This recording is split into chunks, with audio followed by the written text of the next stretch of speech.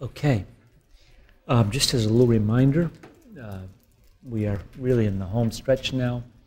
I believe that next Monday is our final class. Does that make sense to everybody? And that means a week from Friday. Those of you who are going to do that extra credit sort of makeup paper, that's due a week from Friday. And I asked you, please don't send them to me late, because I just don't want to be in that situation. Just get them in. I think you can do it in a couple hours with some thought and consideration.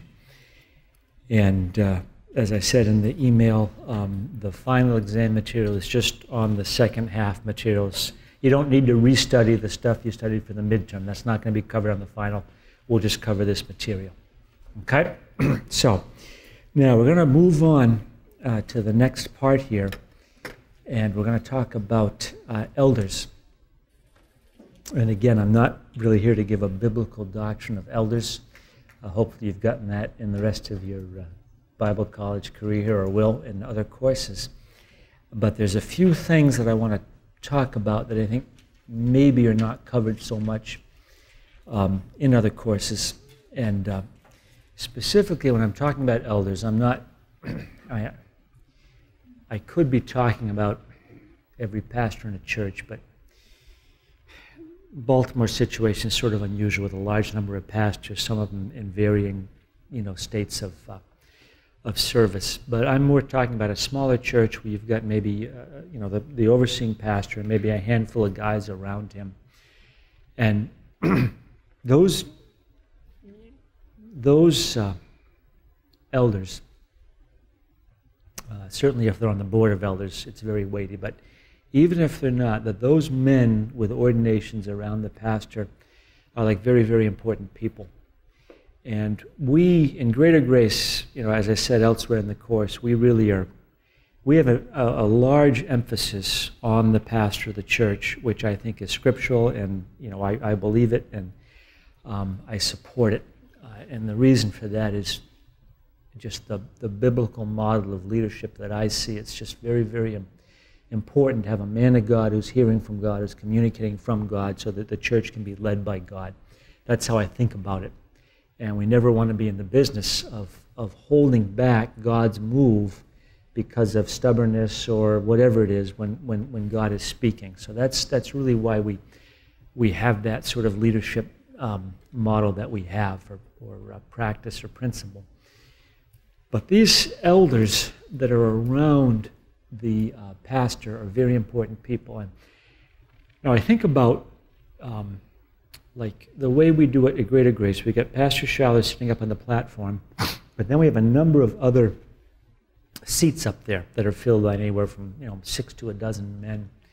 And I used to sit up there a lot. I sit up there not as much as I used to, partly because I just don't necessarily always want to put a tie on. I don't want to go up there with an open collar sometimes. Another reason is it's good for me to be sitting with my wife also. She appreciates that. I think it's important for me to be with her.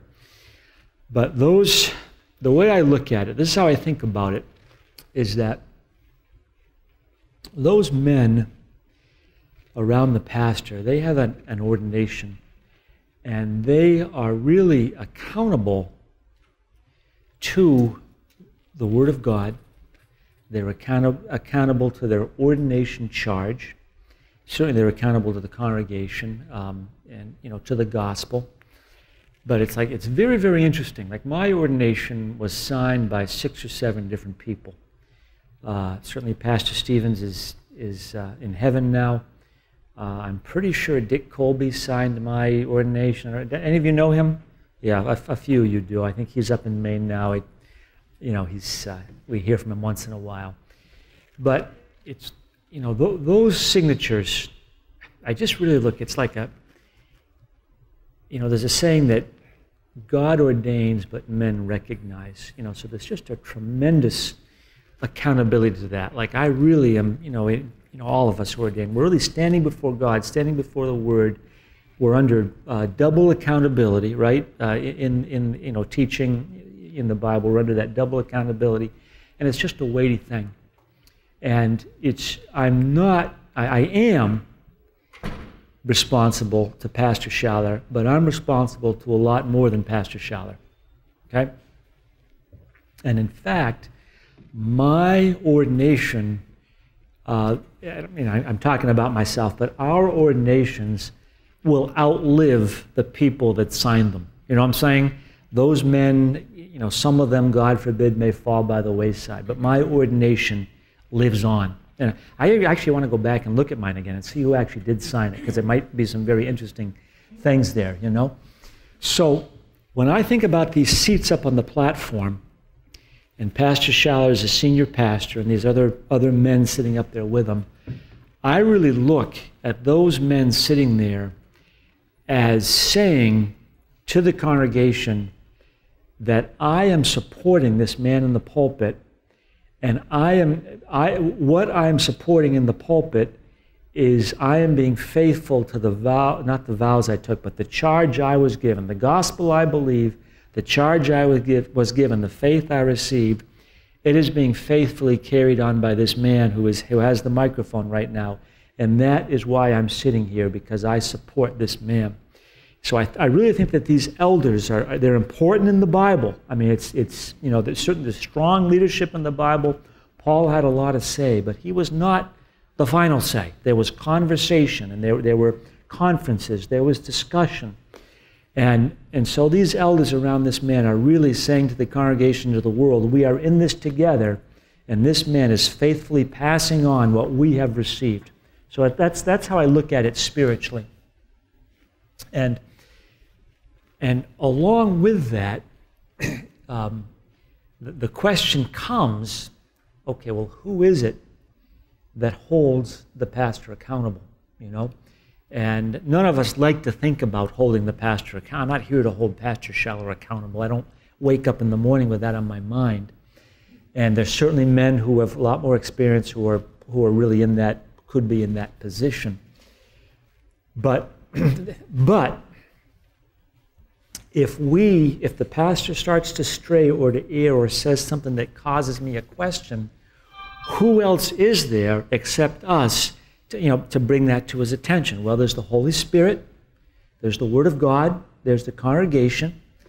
But is the congregation going to go to him? It's going to be hard for them to do that. It's going to be easier for elders to go to their fellow elder and have this conversation. So we really want our elders out there, the term that has been used is we want our elders to have muscle. We don't want our elders to place so much of a value on pastoral leadership that they can never say anything and they just go along, So God forbid if I'm ever in the place where Pastor Schaller says, "Geez, we want to try a different approach," or there was this. Maybe I mentioned this to you a few classes ago. I'm not sure I did, but you can end up with a situation where people love the pastor not for what he says, but for what he's not saying. I'm saying we're not hearing about sin. We're not hearing convictions. We're not hearing a cross anymore. We're hearing about love. Well, this is wonderful. We're hearing about mercy. We're hearing about God's inclusiveness. We love this message. We're hearing about how God wants to bless me, how he wants to bless me material. This is great. And I believe all those things. But that's only part of the counsel of God. So we want our elders, and we want to train them to be men that have backbone, can put their shoulders back, go down and sit down in front of their pastor teacher, who is like the guy, and say to him, "Pastor, I think what we are doing in this area is not right." And you want to do that in humility, in love, in patience, in openness, in quietness, with a smile on your face, but with convictions. And really, it's because my identity, certainly I appreciate that Pastor Schaller is on a friendly basis with me. He loves me. I appreciate that he allows me to serve on his staff. I'm thankful for all these things. I consider it a great privilege. But my identity cannot be limited to my relationship with the senior pastor if I'm an elder. I've got to have something bigger in my life, namely God and the Bible, that is bigger and is number one in my life. And that's going to allow me to walk through storms so that I can go in. And it's not like I want to, or like I'm being proud, or like I'm being anything, but it's like, Pastor, I'm seeing something that is inconsistent with my convictions. I cannot deny that what I'm seeing is inconsistent with my convictions. Can you help me with this? You must help me with this, because it's going to be difficult for me to go on when I believe one thing and I'm seeing something else. Like, how could we not go? You know what I'm saying? How could we not go? And that's the level and the relationship with God and the Bible that we want to be having and we want to be standing on, you know, if we're elders surrounding a man in a local assembly. And years ago, I'm just going to tell you a situation. We have always been taught by Pastor Stevens, never be in a car alone with a woman other than your wife, you know, and I extend that to my daughters, and, you know, that's about it. But, you know, I don't have any sisters, but, you know, my mother, you know what I'm saying, if I had a sister-in-law, something like that. But in terms of just, you know, fellowshipping with one of you, you know, I would not give any of you ladies a ride home alone, you know, if you need a ride or whatever. And I used to walk home, you know, because I just live a mile up the road, mile and a half up the road. I used to walk in the old days when we were starving to death. I didn't have a car. And sometimes women from the church, oh, Pastor Taggart, would you want to ride? And I would look at them and say to myself, oh, no, thanks, I'm just getting some exercise. But in my heart, I'm saying, are you trying to destroy my life? You know, I'm going to get in the car with you and have someone say something, and then an accusation gets made, and I got to leave town. Is that what you want to do to me? I cannot do that. So that's just like Pastor Stevens is very big on that. Taya, you've had meetings in my office. The door is open. You know what I'm saying? If I'm meeting with you alone, which I have once or twice about, you know, I had some business-related thing, the door is open. You know, I got Janet Tangy. She's Book Cafe department head. She meets with me. We got this whole ritual. We open the door, crack the door, put a chair there just so there's daylight and sound can go out, just to keep us all safe and covered. So that it keeps me accountable, keeps her accountable, keeps me from doing stuff, and keeps me from being vulnerable to her going out and telling a story about me that isn't true. You know, not because of that person, but all it takes in this world we live in, at least in this country, is one accusation and it's over. It doesn't matter if it's true or not. So we keep ourselves out of situations where accusations can even be made. Okay? So Pastor Stevens taught us that, but there was a certain staff pastor that would, in the old days where Fellowship Hall was the lunch place, that would give his secretary in the front seat a ride to Fellowship Hall. And it just like was bothering me. And, you know, this is years ago. Maybe I was ordained, but I was just like, you know, Joe Body member at the time. Maybe I worked here in some, you know, my old job where it was kind of like a minor office. But it was like gulp. You know, I went up and I spoke to the guy, and he was very kind and gracious. Hey, thanks. You know, keep me out of trouble here. So he took it almost later than I wanted him to. But it was like, okay. So I said what I had to say. I never saw it again, and it was over. But it's like we must be doing those things with everybody. And these relationships, these doctrinal, scriptural relationships that we have, where we tell people, you know, we go to the person, instead of going to everybody else except the person, we go to the person, we sit down with them and say, look, this is troubling me, it doesn't look like it's right, can you help me with this? We got to be doing that. And so we need elders who are able to do that, because it's really, I mean, what are you going to do? Call home base? You know, yes, you can, you know, but I don't know what we can do about it. If we're not there observing it, what do we do? It's much better for the people in the local assembly to be taking the, and then if there's no resolution there, then you go out and get outside help if there's something that you cannot you know, bring to account. But you know, in one sense, we want yes men. If the pastor's given the vision, hey, well, God's going to take us into all the world with the gospel, yeah, pastor, we're with you. So in that sense, we want yes men, but in another sense, we do not want yes men. We want men who can think, can state their opinion, and we want pastors who are secure enough to hear opinions, consider them, and then make decisions, okay? Never be made insecure by someone stating, you know, an opinion. Hopefully they'll do it in wisdom and not to divide. But that never bothers. Like, thank God. If what I'm saying is not from God, I want it checked. If it is from God, then we can certainly test it by having a discussion about it and seeing what God says at the end of this discussion. So elders with muscle, okay? Now the second thing is, what can be difficult with that whole idea is a local assembly where a pastor is raising up his own elders. Okay, like I run a Bible call. By all means, pastors should be raising up pastors. Please do it. I'm just saying, you've got a situation where maybe a guy's been somewhere for 10 or 20 years. Some guy came to the church, he gets saved, he has a gift of communication, gift of pastoring, he gets ordained, remains in that assembly, gets set on the board, and then it's going to be very difficult for that guy to really be the type of accountability for that pastor that maybe he could be. And some years ago, in a situation that you would probably know very little or nothing about, there was a church that was sort of coming back into maybe affiliation with Greater Grace. And there was some concerns about certain things with the pastor.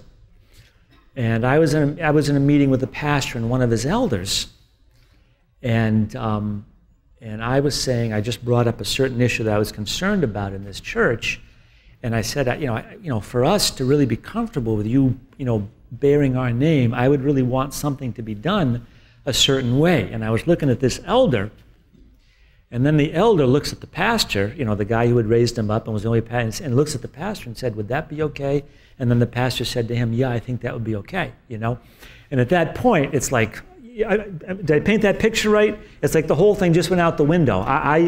My fear, which is that this pastor has no one to help him, to hold him accountable, I was trying to, establish that there might be something like that. Not that that's my place to do it, but in that situation it was. I just said this, I just don't see happening here the way I think it should go. So it went on, and it's the church is doing great, so there's been no problem so far, thank God. But that's exactly the type of thing that I just want us to be aware of. And I don't know how to overcome it. I probably should have brought this up during, I was talking about affiliation, could have brought it up during ordination.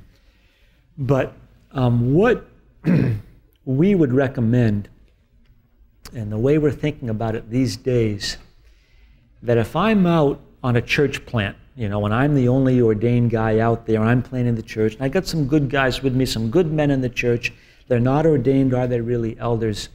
The way we're sort of steering people, it hasn't happened so much, but the way we're kind of steering people is that we would say there's no problem with you finding a qualified elder from somewhere else to sit on your board of elders when you need that type of help. When you need your board of elders to function, have someone from somewhere else. That's what we would be recommending to people, So I'm trying to give a good example. I'm not sure I can think of one. Let's think of an example.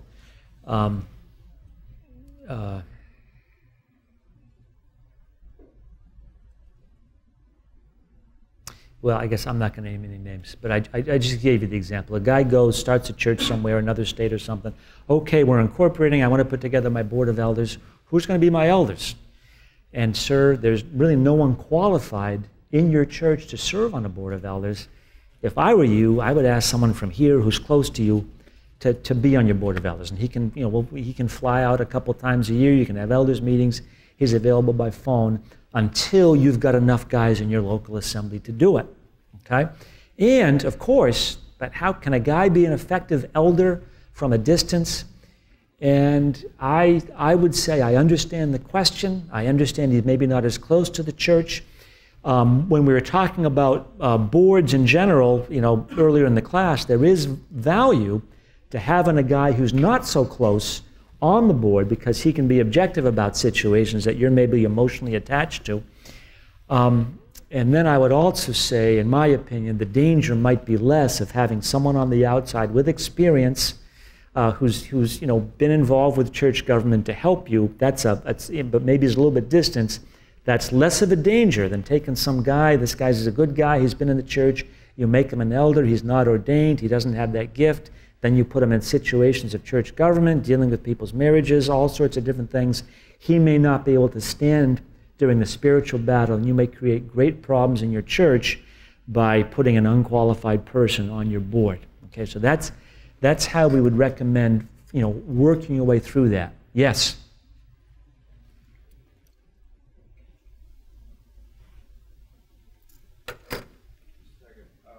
This elder must be a pastor? Does he have to be a pastor before becoming an elder? The exception, pastor, would be the example I gave. If I had a small little church of 35 people in some country, and I needed to incorporate, so I'd have a standing with the state, and I needed a board of elders, I might put someone on my board of elders to fill that office. But scripturally, I would not look at that person as an elder. I would look at that person as a guy who's on the board, in the board, happens to be a board of elders. But no, I would say ordination is an absolute qualification to be an elder. And I think that's written in all of if you look at our bylaws, I haven't looked at them recently, but I can't imagine someone's eligible for our board of elders if he's not an ordained pastor. So but again, now we're sort of over on the scriptural, church side, as opposed to the organizational side. But again, we sort of intersect here. Yes?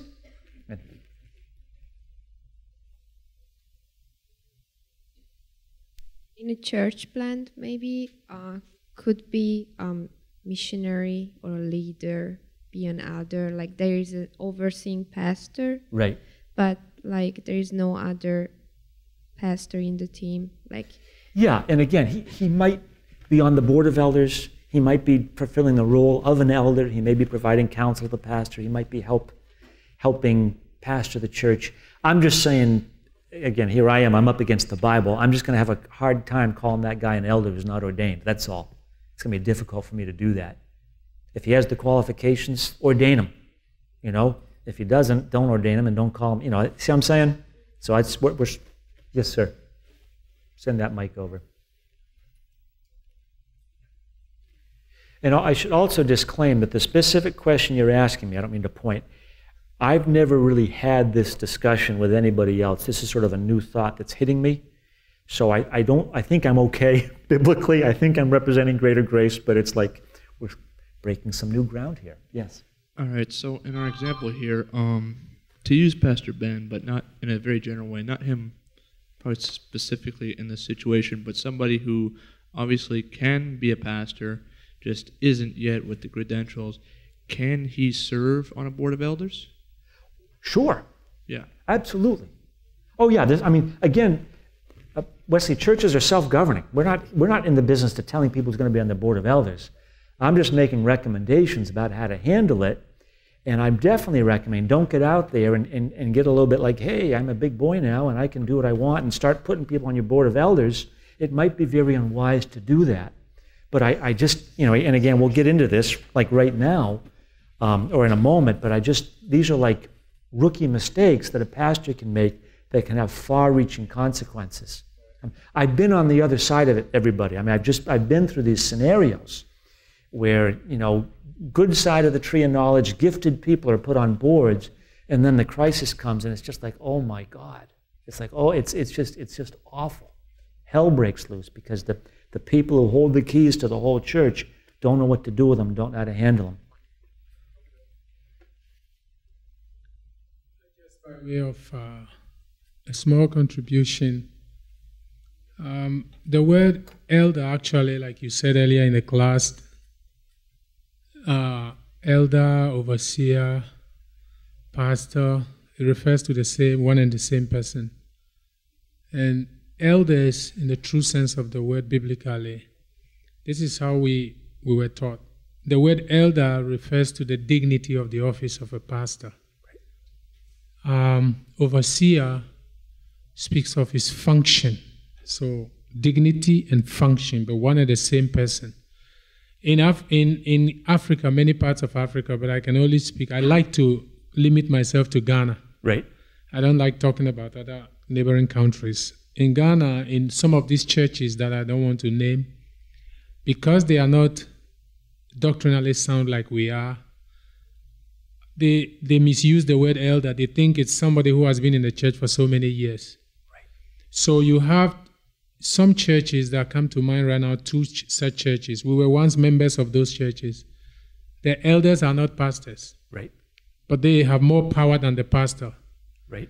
Because they go nowhere, they are not going any place. But the pastors are transferred, and they are transferred by the elders. if a pastor comes to a particular location or local assembly, he serves for only 2 years. Right. And at the end of the 2 years, they ask him to go. Now, if they don't like him, he stays for only 1 year, and they make sure that he's removed.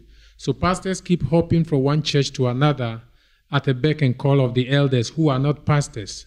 But because of their age, right, because of how long they have been in that church.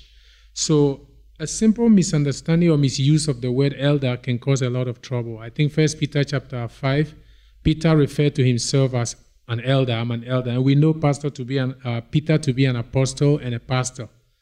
Rather than he wasn't referring to his age. He was referring to the dignity of his office as pastor. So elder is the dignity of the office.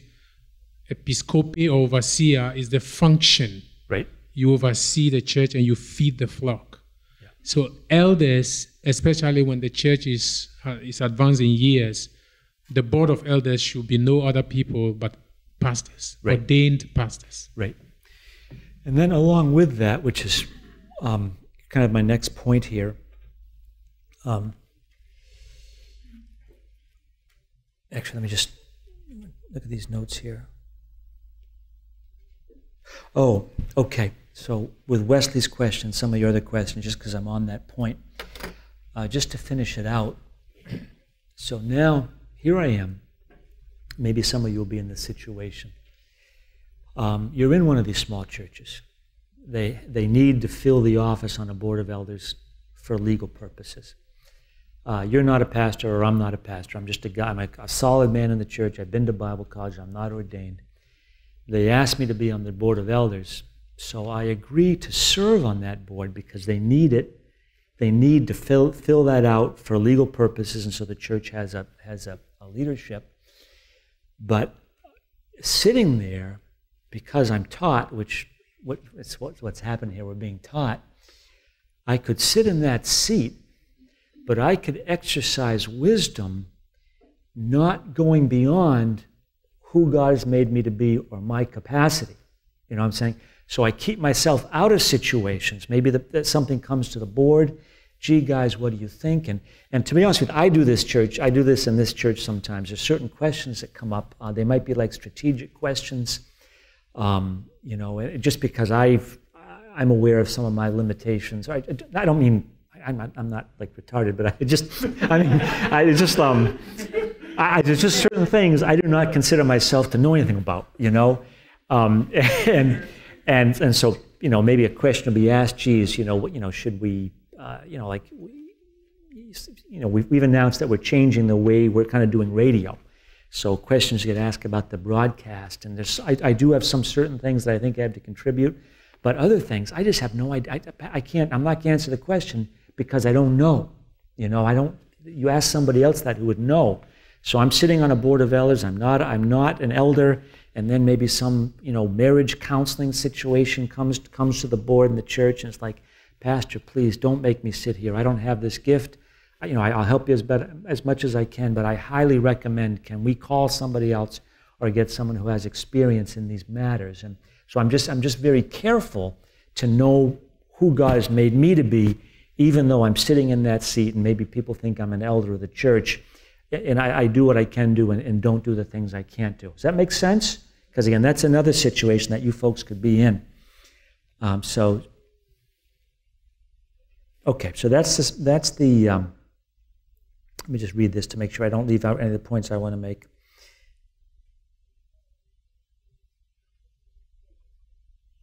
Yeah, okay, so that's good on that point. And then the last thing I want to say, which I think is on this subject of elders, which I think Pastor Ben sort of introduced very well there, is that given, again, just to balance it, in a sense I can speak for myself, but it's also what I understand scripturally and just how I've been taught. If I were seated on a board of elders, which I'm not, I'm the board of elders of a church. I was not the overseeing pastor.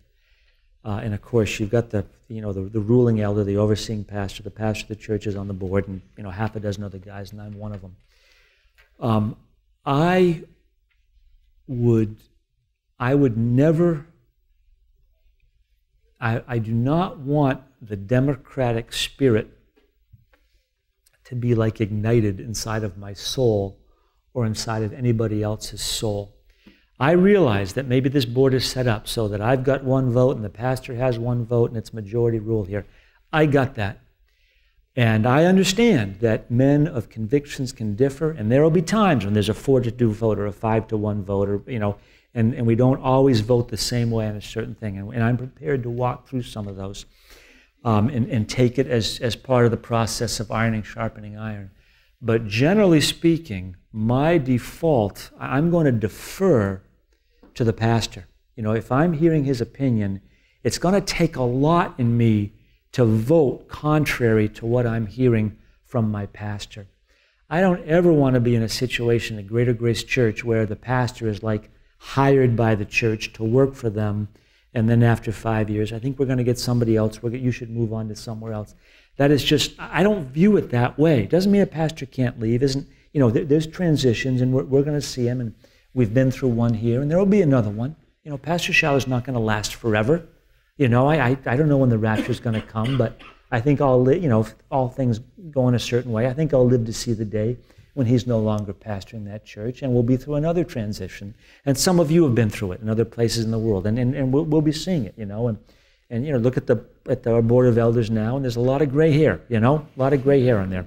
So, but we don't ever want to reduce it to where, like, Pastor Ben had a certain experience. I was in a church, and it was really the board of elders were really leading the church, and the elders were good men, but they were not pastors. But even if they were, it was just, I'm sorry, maybe, I don't know what I've seen. I was just uncomfortable with it. I don't want to be in a church like that, where they get up, they have the board meeting, and it's not the pastor, and he's kind of like he's like hired to teach, you know what I'm saying? And I just think it takes away some power from God in those situations. That's my opinion. I think that's what we see in the Bible, and that's what we teach in Greater Grace. So there's really like an art form to really, being an elder, having some backbone, but also, deferring to the man of God that God has really put in that place of in the pulpit. And there's this amazing thing that I think is very useful that I want to put out there. But just think about this question. Who really has authority? You know, where's authority come from? You know? And I think that we would all say that authority comes from God, you know? Who has the authority? Well, there's authority of an office, but authority comes from whoever's speaking from God. You know what I'm saying? In a church, an office has authority, but God's not speaking. I mean, that church is not, the people in this room are not going to be in that church very long. If guys are sitting around, administrating a church and God's not moving in that church, we're going to discern that, and we're going to travel around the world, as we already have, to find a church where God is running things and the leadership is hearing from God, and God is leading and working and moving in that local assembly. That's what we want. So it's really the person who's speaking from God is going to have that authority. You know what I'm saying? And that's kind of like we have really tried to steer you folks in seeing a certain way that we want to, be leading our churches. And that's, here it is. What's the value of the book Maverick? It's the guy. Talk to the guy who's doing the darn job. Hear what he has to say. He probably knows more about it than you do, and take his advice. And but of course, you got to give the overall leadership. But you got to be using these people, and hearing from them, because that's a real practical, secularized example. But it's like, I'm the pastor of a church. Do I know everything? I don't know everything. You see it in my office, Taya. There's a few issues in my office that I'm out alone on. I'm saying, we are going to go in this direction. And you know what I'm talking about right now. And the team's going along with me. And I'm just saying, hang in there, guys. We'll get to the end of it. And my team has been very gracious and kind and wonderful. And they've supported me. But the reason they've supported me is because I don't give them 100 stupid things that I want them to do that don't make any sense and overrule them. And you're going to do it this way because I said that. So I play that card about twice a year. And the other time, you guys know more than I do. How do we get this thing done? We got to solve this problem. Let's talk about it. And generally speaking, it's not majority rules, But generally, the majority does rule. Why would I overrule 5 people telling me I'm wrong? Unless I really have something from God or from my boss, you know? And I think that process is how a pastor does well to lead. You know what I'm saying? Not afraid to lead, not afraid we're going in this direction. But if you can't, and that's why I'm going to say this, and I hope it comes out the right way. And I could be wrong on this, but I think there's guys out there that have it in them. Like, I've got my elders here, but I got the whole congregation over here. These people I know are not going to stand up to me. You know what I'm saying? So I stand up in front of everybody, and I say, we're going in this direction. This is where this church is going. And I just bypassed my elders. I just took away their opportunity to check me or to talk to me or to counsel me, because I've gone straight to the congregation and said, this is the way it's going to be. And I just, like, you got to be careful about that, you know? And then my elders come to me, and the congregation finds out about it, and then they go against them because I think they're going against me. You don't want to do that. You know, I would not spring something. I never spring stuff on the finance office, Terry. You know that. I mean, I'm sorry. Do I? Is she going to say no in this context? She's never going to say no. But I just, it's like, I don't, it's like, you know what I'm saying? So this is just some of the dynamics that can play out in a local assembly, and I want you to be careful of it. And as elders, I want you guys to have backbone, and as overseeing pastors, I want you to use these guys, and don't manage your church in such a way to bypass them and to run them over and to make them have no backbone. But pastors can do that. You know, they can go straight to their administration. Hey, we're doing this, this, this, and this, and the elders are like, what do the elders think about that? Well, we really don't meet that much. Yeah, we support the pastor. Were you asked? I don't really want to talk about that. You know, you just don't want to be there at all. You know, you want to be going forward in unity. You know. But again, it's not just the elders either. It's like, are the elders going to counsel the pastor? You know, what is the congregation thinking? How is this going to affect people? It's going to affect some people negatively. It's going to bother them. Is it worth it? Well, let's talk about that. Let's consider these things before we move rashly. And that's, the great, one of the great things with me about working with Pastor Schaller is he thinks things through. And if he makes a mistake or thinks a certain way and then gets more information, he can change course. He's like, very flexible, very awesome, very open to counsel, and listens, but also not afraid of making a final decision either. Is fearless. But it's not even fearless. It's just like, this is what I think we're getting from God here, and so it's like amazing. So let me just double check here. So those are just some practical considerations about elders. Having some say-so, not being yes men. The specific situation of a pastor raising up his own elders and how it's hard for them to be anything other than yes men. The need for elders in assembly to have reverence for the leadership of the pastor. And then also situations in a small church. I'm glad you asked those questions, folks, about not having enough people in that church to really properly populate a board of elders. How, what are the dangers? How do you do that? How's that going to go? Okay? So it's 8:05. And anything else on that?